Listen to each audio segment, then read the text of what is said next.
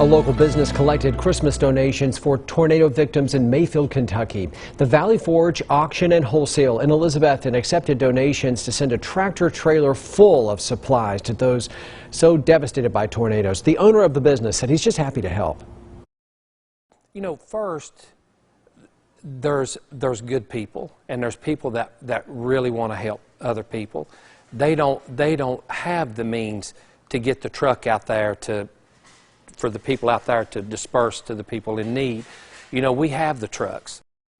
It's actually the second truckload of supplies Valley Forge Auction and Wholesale has sent. They've already sent one load with some essential supplies for tornado victims, and others are joining in to help. Look at this. The TVA Boone Dam team sent a large trailer full of supplies. That trailer headed out today for Mayfield, Kentucky. You can donate to help as well. We're trying to continue to make it easy. A link for the Red Cross Secure Donations on WJHL.com.